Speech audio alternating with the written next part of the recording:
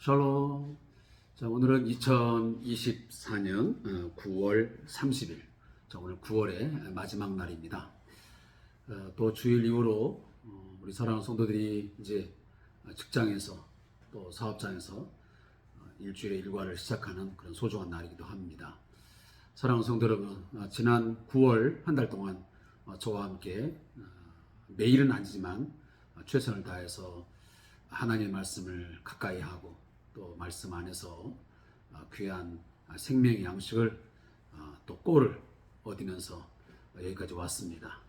우리 모든 성도들에게 감사의 말씀을 드리고 돌아오는 우리 10월에도 특별히 이제 가을에 또 향취가 물씬 풍기는 그런 달이기도 합니다.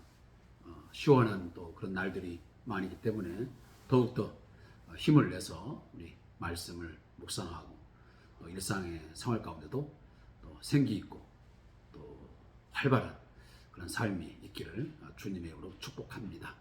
하나님의 은혜와 평강이 우리 모든 성도들의 심령 가운데 여러분의 가정과 또 직장과 사업장 모든 삶의 전반 가운데 충만히 임할 수 있기를 주님의 이름으로 축복하고 또 기원합니다.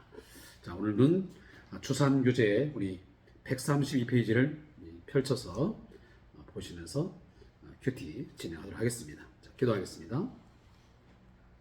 하나님 아버지, 오늘도 주의 말씀을 함께 묵상하기 위하여 귀한 시간을 따로 구별했습니다. 하나님, 지난 9월 1일부터 오늘까지 한 달 동안 저희를 지켜주시고 보호해 주셔서 감사합니다. 특별히 추석 명절이 있는 그런 달이었는데 우리 모든 가족들이 또 가정이 든든하게 주 안에서 바르게 서게 하신 것을 감사합니다. 혹여나 질병으로 또 여러 가지 문제로 인해서 어려움 당하며 또 힘겨운 삶을 살아가는 가족들과 또 우리 가정들이 있습니까? 하나님 돌아봐 주시고 붙잡아 주셔서 이 위기를, 이 어려움을 믿음으로 잘 이겨낼 수 있게 하옵소서. 또 오늘도 말씀을 묵상합니다. 성령님 우리와 함께 하시고 성령께서 우리의 마음판에 이 말씀 꼭 새기게 하시고 말씀에 순종하는 삶을 살게 하옵소서. 예수님의 이름으로 기도합니다. 아멘. 자, 하나님 말씀은 에레미야 46장 18절부터 48장 10절까지의 말씀을 읽겠습니다.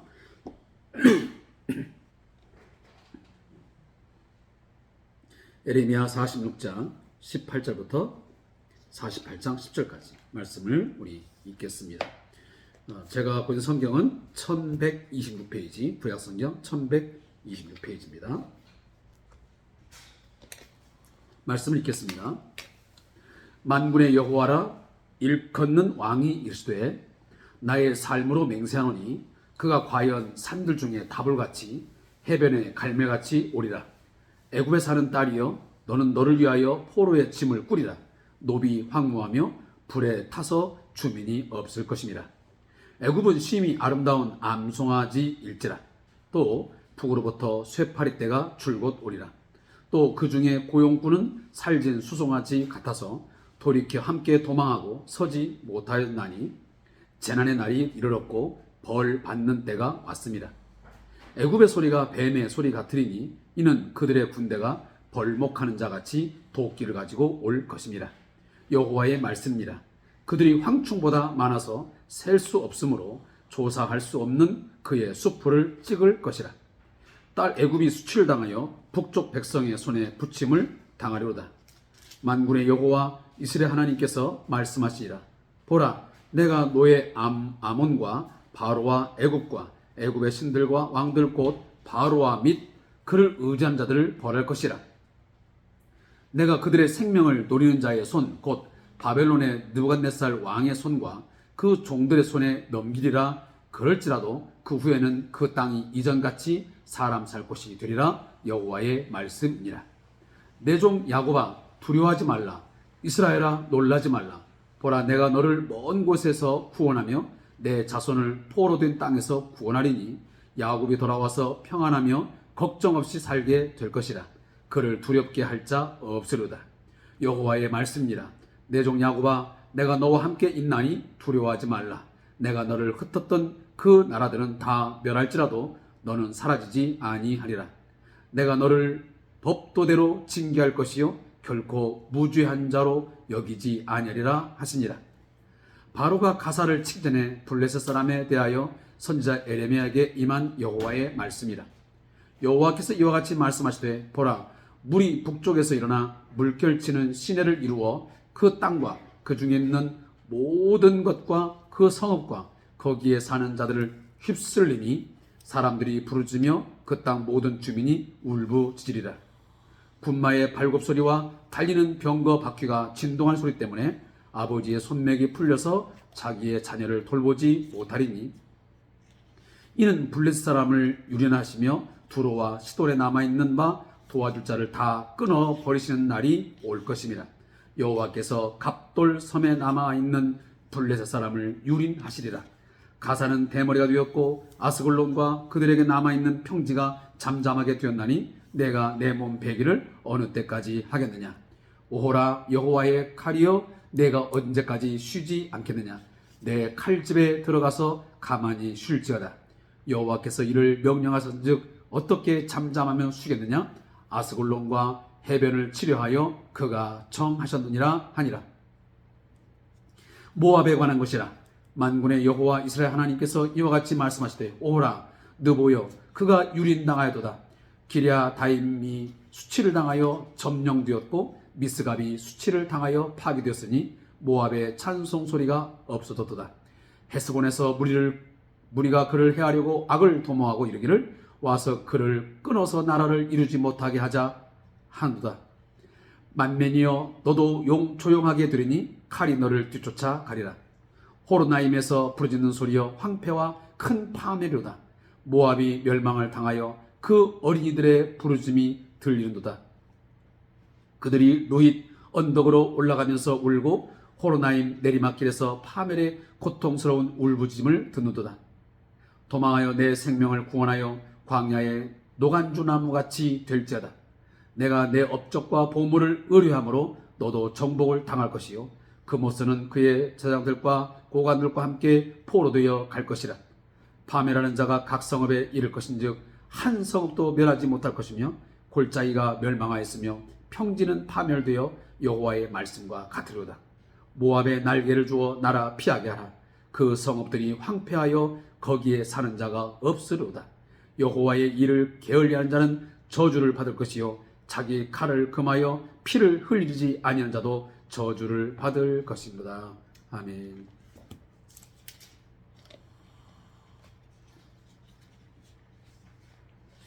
자, 오늘 본문의 내용들은 28일, 29일, 30일, 3일에 걸쳐서 나오는 내용들입니다. 먼저 에레미야 46장 18절부터 28절까지의 말씀은 앞에 있는 애굽의 멸망과 연속적인 내용입니다. 그래서 애굽의 멸망과 이스라엘의 구원을 동시에 이야기하고 있습니다. 자, 본문을 잠시 요약해 보겠습니다. 자, 하나님은 애굽을 아름다운 암송아지에, 그들이 고용한 용병을 살진 수송아지에 비유를 하십니다.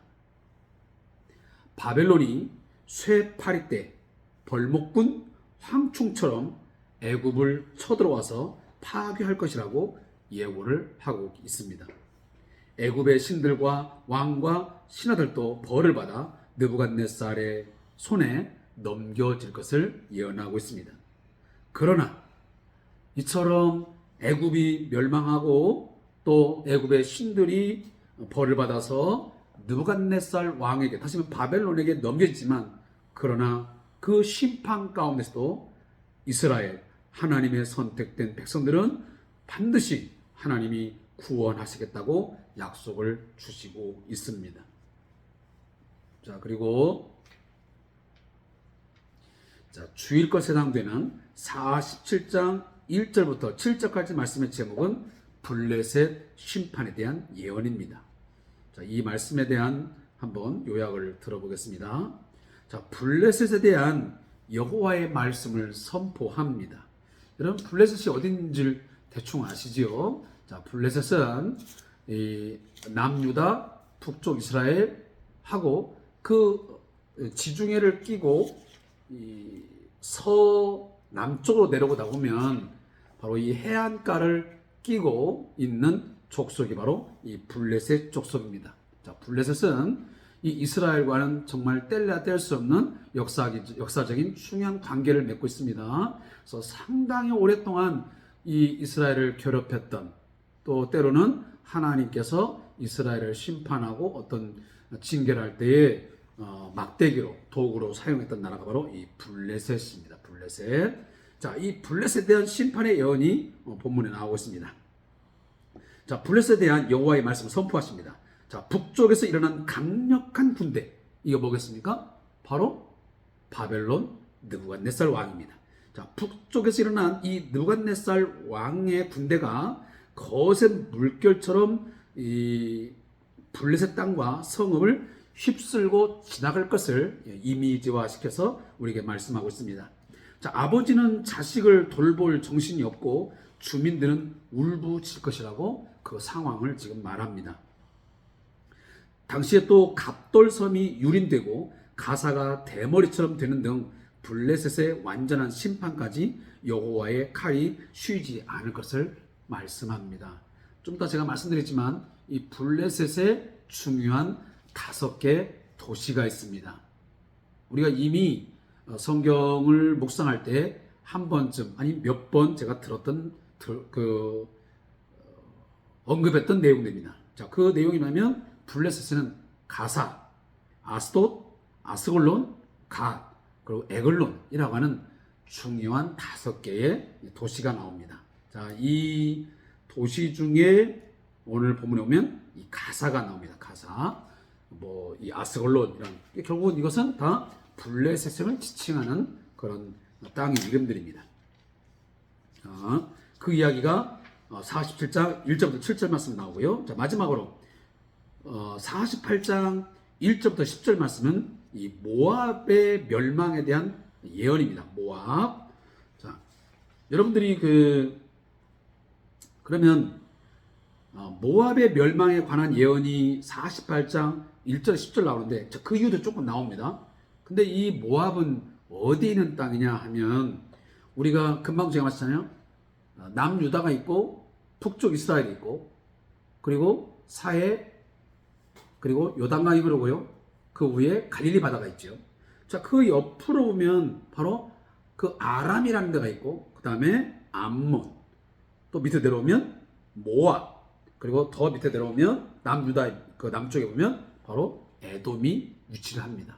그래서 블레셋, 에돔, 모압, 암몬, 그리고 아람, 이렇게 이 이스라엘을 중심으로 해서 하나, 둘, 셋, 넷, 5개. 왜냐하면 블레셋과 에돔의 그 중간 밑에 보면 바로 애굽이 진을 치고 있거든요.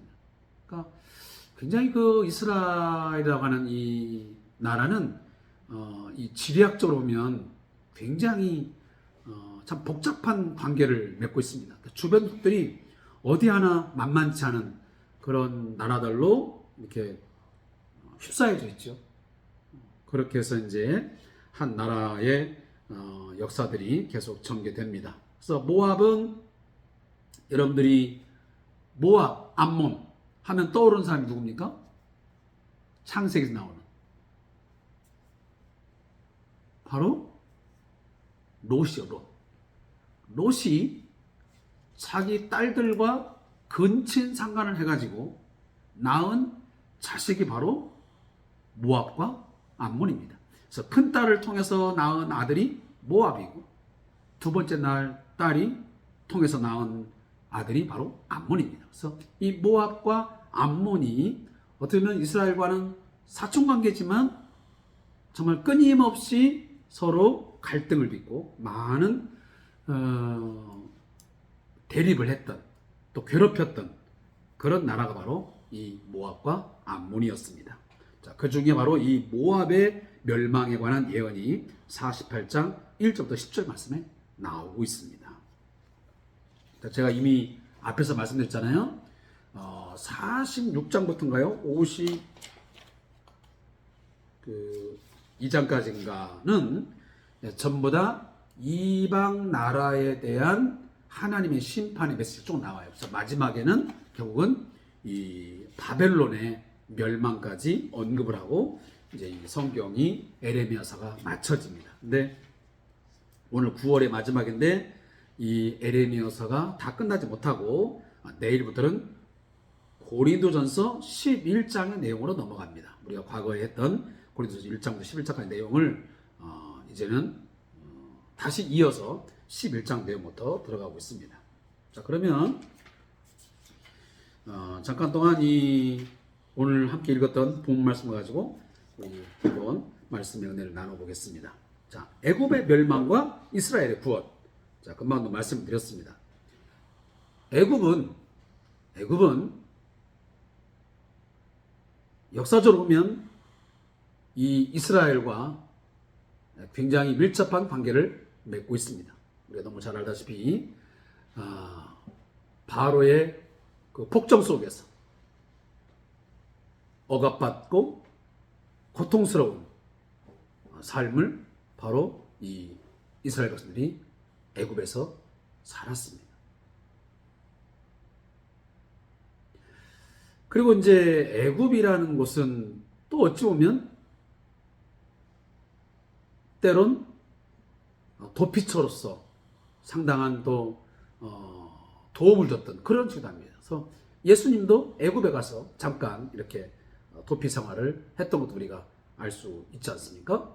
자, 그런 내용들이 이미 애굽의 역사를 통해서 우리가 알 수 있는 내용인데, 이 애굽이 결국은 우상을 숭배하고 그 하나님에 대한 대적 이런 것으로 인해서 결국은 멸망을 하게 되는데, 그것을 언급하기 위해서 바로 이 느부갓네살 왕을 하나님께서 들어 쓰심으로 이 애굽의 멸망에서 상당한 영향력을 행사를 합니다.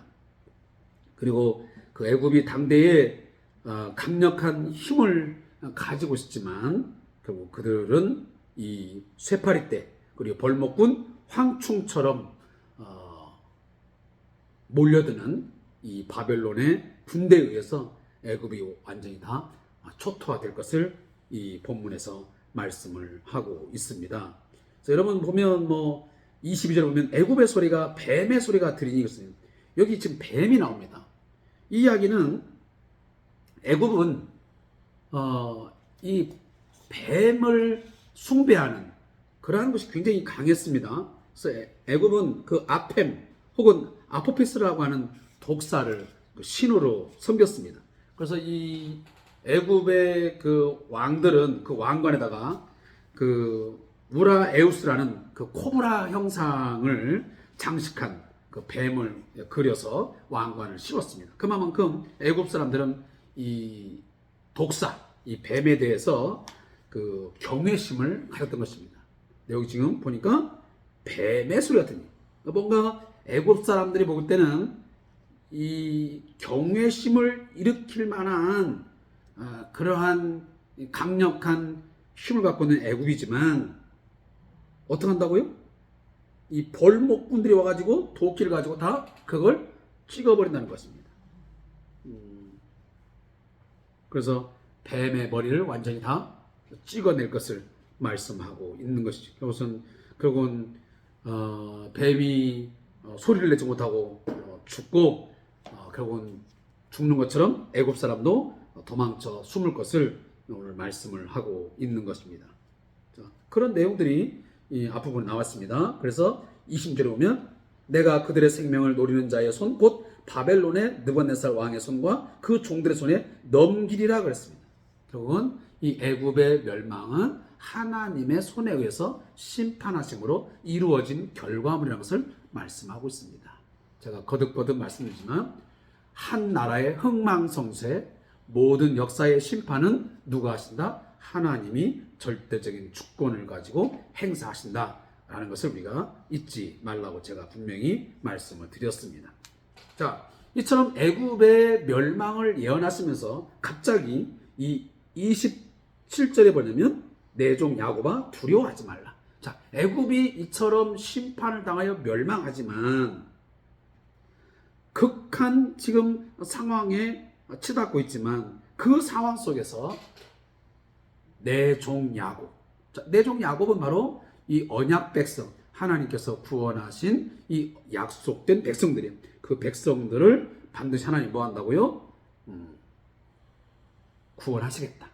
너희들이 저 이방 나라에 사실 바벨론의 포로가 되어서 끌려가서 산다 할지라도 내가 너희들을 다시 구원해서 이 땅으로, 약속의 땅, 젖과 꿀이 흐르는 땅, 아브라함과 야곱에게 약속했던 그 땅으로 내가 다시 돌아오게 해서 너희들을 평안하게 살게 할 것이니 너희들 절대로 두려워하지 말고 뭐하라? 담대하라. 두려워하지 말라 라고 오늘 하나님 말씀하시요. 그러니까 온 세상이 다 멸망하고 모든 상황이 다 어려운 상황에도 끝까지 하나님께서 자기 백성을 보호하시고 자기 백성은 반드시 구원하신다고 하는 것을 확신하라 라고 말씀하고 있는 거죠. 우리는 이 말씀에 아멘 해야 됩니다. 우리의 상황이 아무리 어려워도 또 극한 어떤 멸망이 온다 할지라도 그 가운데서 반드시 하나님의 백성, 여호와의 종으로서의 자기 백성은 하나님께서 그 손으로 붙드셔서 구원하시고 평안히 삶을 누릴 수 있도록 안전하게 지켜주심을 믿으시기 바랍니다. 이것이 오늘 본문이 우리에게 주는 중요한 메시지입니다. 그리고 이 47장 1절 7절 말씀에 금방 블레셋 심판에 대한 예언이 났습니다. 블레셋이 어떤 곳이냐 하는 것은 제가 이미 다 말씀을 드렸습니다. 자, 블레셋은 강력한 군사력을 가진 나라였습니다. 우리가 블레셋 하면 떠오르는 한 장수가 있습니다. 바로 골리앗입니다. 다윗 시대에도 이 블레셋은 강력한 군사력을 가지고 이스라엘을 끊임없이 괴롭혔던 그런 종족입니다. 이 블레셋이 가사, 아스도, 아스골론, 갓, 에글론이라고 하는 아주 중요한 5대 도시를 끼면서 그 당시 이 지중해를 끼고 있는 해안 도시에서 상당한 영향력을 미치고 또 어떤 무역업을 통해서 상당한 경제력도 가지고 있는 나라였지만 결국은 하나님께서 여호와의 칼로 그 땅을 다 멸망시킴을 오늘 본문에서 말씀하고 있습니다. 그래서 물이 북쪽에서 일어나 물결치는 시내를 이루어 그 땅과 그 중에 있는 모든 것과 그 성읍과 거기 있는 자들을 휩쓸리니 사람들이 부르짖으며 그 땅 모든 주민이 울부짖으리라.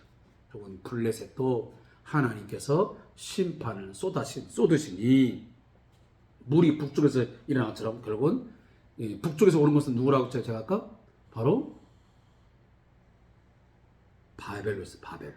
이 바벨론의 이 강력한 군대가 밀고 내려와서 이 블레셋을 다 초토화시킬 것을 말씀하고 있는 내용입니다. 그래서 여호와의 칼이 아스골론과 해변 지역을 심판하기 위해서 보내신 도구였으며 이 심판이 끝날 때까지 그 칼이 멈추지 않을 것임을 오늘 본문에서 말씀합니다. 아무리 크게 저항을 해도 아무리 발버둥을 쳐도 결국은 하나님의 심판이 행해지면 그 심판에서 벗어날 자는 또 벗어날 민족은 그 어디에도 없는 것을 우리는 알아야 됩니다.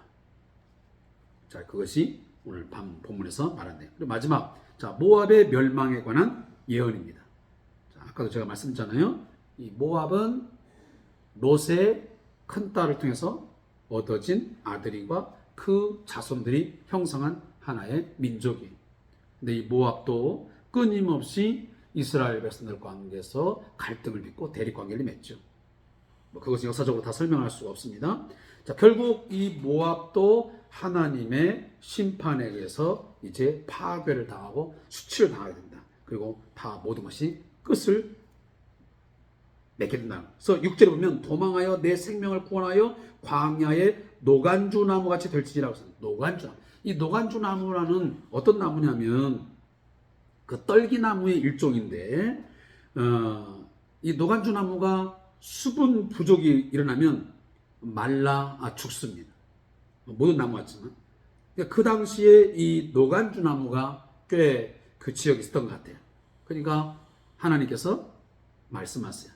너희들 노간주 나무가 수분이 빠져나가면 바짝 말라 죽듯이 결국은 이 모압도 하나님의 이 심판에 의해서 파멸하게 되는데 그 파멸의 모습이 결국은 이 노간주 나무같이 말라서 죽게 될 것이다 라고 오늘 말씀하여. 그래서 9절에 보면 모압의 날개를 주어 나라 피하게 하라. 그 성읍들이 황폐하여 거기에 사는 자가 없으로다. 결국은 하나님의 심판에서 피할 수 없다라는 것을 말씀해요. 자, 저자의 묵상을 읽고 말씀 마치겠습니다. 자, 본문을 보면서 왜 모압이 이렇게 무서운 심판과 정복을 당해야 하는가 하는 의문을 가지고 있습니다. 성경은 그들이 자기의 업적과 보물을 의뢰하는 교만에 빠졌기 때문이라고 답합니다. 7절 말씀에 나와요. 모압이 왜 멸망했느냐? 업적과 보물을 의뢰하는 교만 때문이다 라고 정확히 말씀해요. 또 모압이 교만하든 겸손하든 하나님께서 왜 그것을 상관하시는가 하는 질문을 우리가 할 수 있습니다. 그렇지만 하나님은 이스라엘과 유다뿐만 아니라 온 우주를 통치하시는 절대 주권자이십니다. 따라서 하나님은 나라와 국경, 모든 민족을 초월하여 모두를 다스리십니다. 그분이 가장 싫어하시는 게 뭡니까? 우상숭배, 바로 교만입니다. 하나님은 누구든 교만해진 것을 절대 용납하지 않으시며 특히 성도의 교만을 간과하지 않습니다. 어떤 민족이든 어떤 가정이든 어떤 개인이든 하나님 앞에 교만하고 또 우상숭배에 빠져서 헤어나지 못하면 반드시 거기에 대해서는 보응하시고 심판을 행하십니다.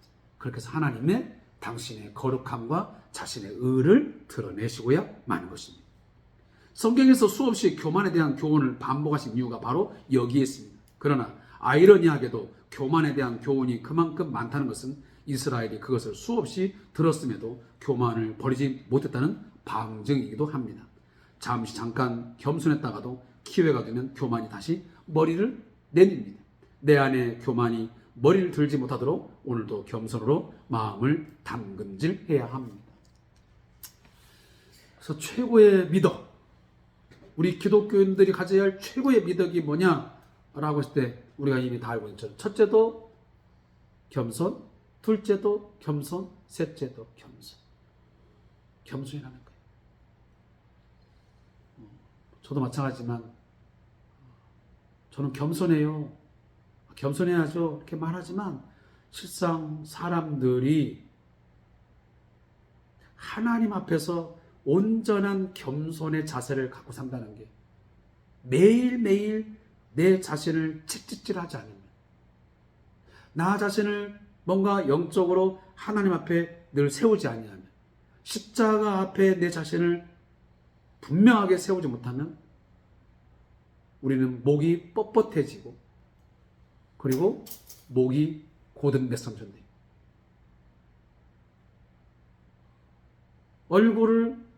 머리를 숙이기보다는 머리를 쳐 올려요.